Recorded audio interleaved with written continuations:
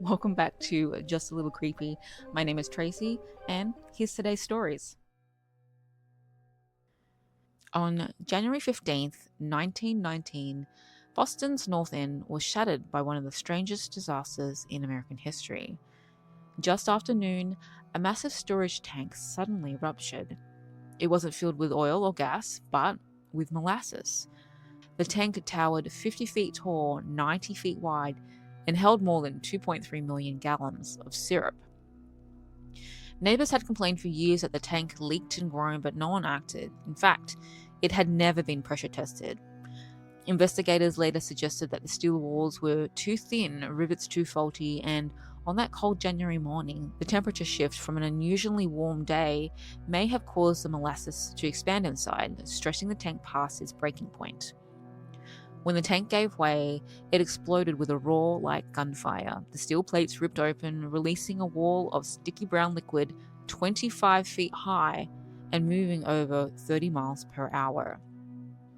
The waves surged through Boston's narrow streets, knocking buildings from their foundations, flattening homes, and splintering the elevated railway. A truck was picked up and hurled into the harbour. Horses and wagons disappeared instantly. People who tried to run were overtaken in seconds. Those who were caught described it as drowning in quicksand. The more they struggled, the deeper they sank. The wave spread out across several blocks, reaching a depth of up to 2 to 3 feet in places, deep enough to pin people against buildings or trap them in doorways. When the torrent finally stilled, the destruction was staggering. 21 people lay dead, more than 150 were injured. The entire North End was coated in a thick, sticky glaze.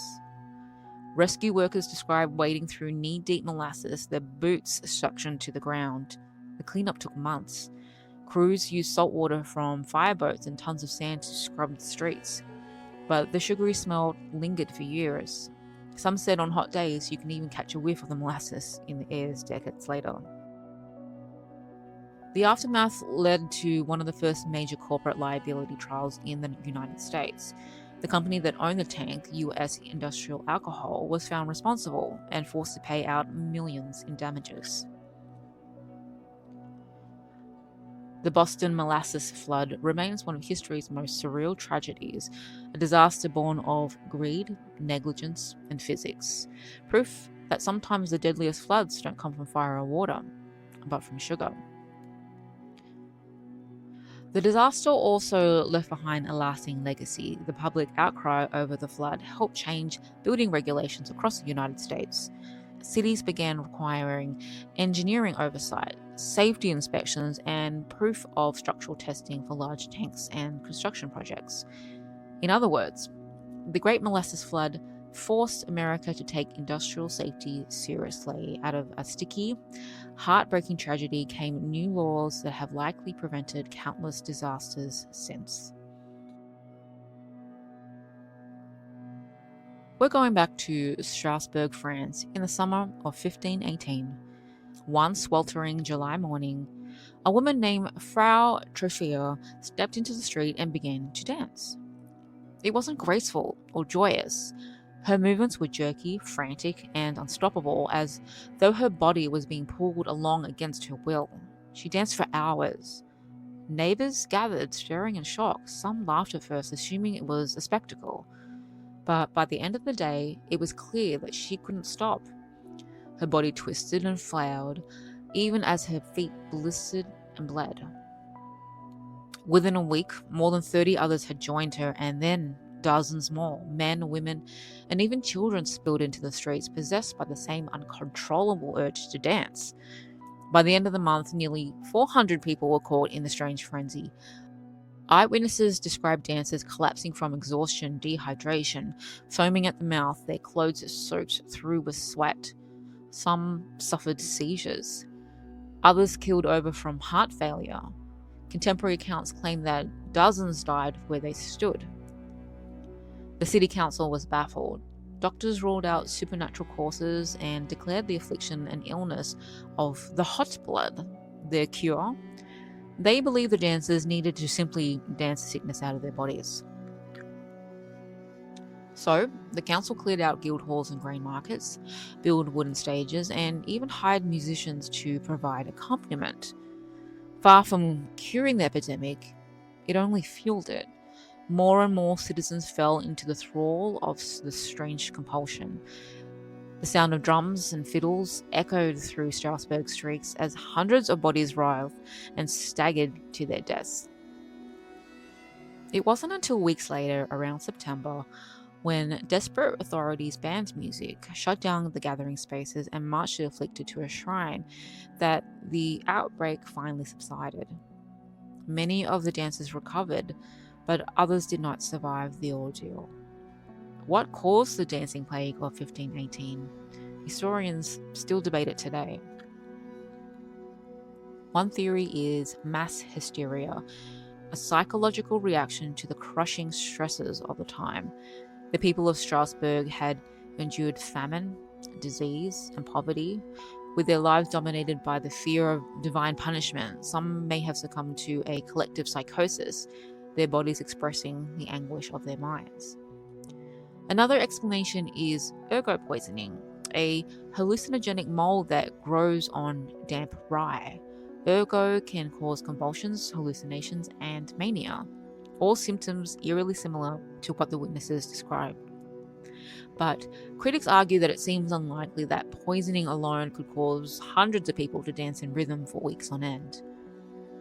Still, others point to religious and cultural forces. St. Vitus was the patron saint of dancers and epilepsy, and outbreaks of dancing mania had occurred elsewhere in medieval Europe. To the deeply religious people of the 16th century, belief in curses and divine punishment could manifest in frighteningly physical ways.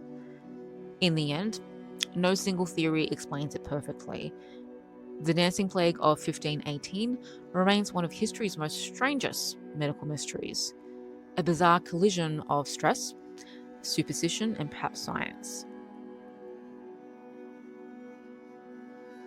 Northern Italy in the year 1627.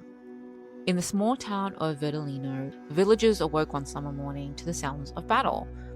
At first it was faint, the blare of trumpets, the clash of steel on steel, the cries of men locked in combat. But soon, sounds grew louder, echoing across rooftops. When the townspeople looked skyward, they swore they saw it, an army in the heavens. Hundreds of ghostly soldiers clashed above the village, their armor flashing in the sunlight, their horses galloping across clouds. Witnesses later claimed that they saw muskets firing, pikes thrusting, and spectral cavalry charging in formation. For hours, the Phantom's army raged above the town, a battle line drawn across the very sky. Panic spread throughout the town. Families huddled in churches, praying for protection. Some believed it was a war between angels and demons, a divine warning of judgment to come. Others whispered that the spirits of dead soldiers had returned to fight their final battle. But then, just as suddenly as it began, it ended. The sky cleared, sounds faded. There were no soldiers, no corpses, no smoke or blood, nothing but terrified villagers left to wonder what they had truly witnessed. The strange event was recorded in the chronicles of the time and became known as Verdolino's imaginary battle, or the Verdolino hallucination. Historians have long debated what actually happened. Some suggest it was a case of mass hallucination or hysteria, triggered by the stress of the 30 Years' War, which was devastating much of Europe in the 1920s. In an era of famine, plague, and religious upheaval, people were primed to see omens in the sky. Others point to natural phenomena. Under certain atmospheric conditions, mirages or fata morgana or illusions can project distorted images into the sky, making distant objects seem to float above the horizon. Combined with cloud formations and the play of light, the villagers may have truly seen something unusual, but interpreted it through the lens of war and faith. Of course, it's also possible that the tale grew in the retelling. a mix of exaggeration, folklore, and oral tradition passed down until it became legend. But for the town of Verdolino in 1927, it was no legend. It was a battle they claimed to see with their own eyes, armies of the dead locked in combat above their homes. Thanks for joining me for another week on Just a Little Creepy. If you like what I do here, don't forget to subscribe to my channel. I'm very new and I love your support. And I'll see you next week. Bye.